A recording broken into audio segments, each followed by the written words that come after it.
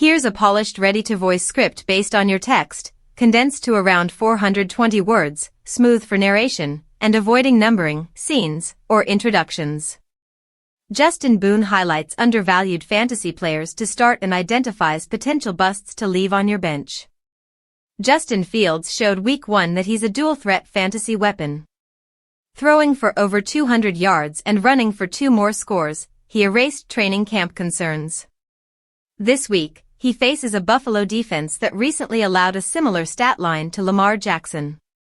With Ed Oliver's ankle injury in question, Fields has a favorable matchup, giving him both a safe floor and top 7 ceiling.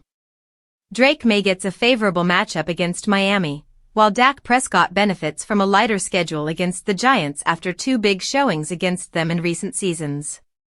Travis Etienne dominated against the Panthers, racking up significant scrimmage yards, which led to the Jaguars trading Tank Bigsby. Etienne remains the clear lead back, especially against the Bengals, who have historically been generous to opposing runners. Javonte Williams, Tre'Veon Henderson, and Jordan Mason also have strong upside. Mason's volume was slightly higher than Aaron Jones, signaling more potential this week. At wide receiver, Zay Flowers is coming off a standout performance and faces a Browns defense he has excelled against in the past. Teteroa McMillan, Rome Odunze, and Travis Hunter are seeing early season volume that makes them worth starting. At tight end, Kyle Pitts is finally seeing the target share expected, making him a low-end TE1 even against a tough matchup. Harold Fannin Jr. and Brenton Strange are intriguing options in high-scoring matchups, especially in deeper leagues. On the sit side, Baker Mayfield faces a fierce Texans pass rush with a limited offensive line, pushing him into QB2 range. Bo Nix and Geno Smith also have risky matchups, while DeAndre Swift faces a Detroit defense that shut down running backs last week, making him a risky RB3. Nick Chubb, Tyrone Tracy Jr., and Isaiah Pacheco face challenging situations that limit upside.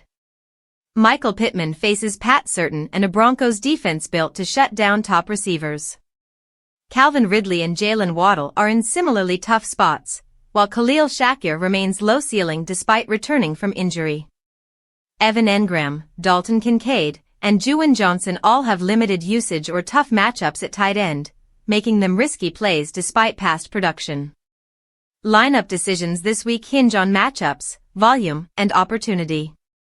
Picking the right start or sit could be the difference in your fantasy success, so consider usage trends, injury concerns, and defensive matchups carefully before setting your roster. If you want, I can also rewrite this in an even more natural, fast-paced sportscaster style that really flows for a voiceover. Do you want me to do that?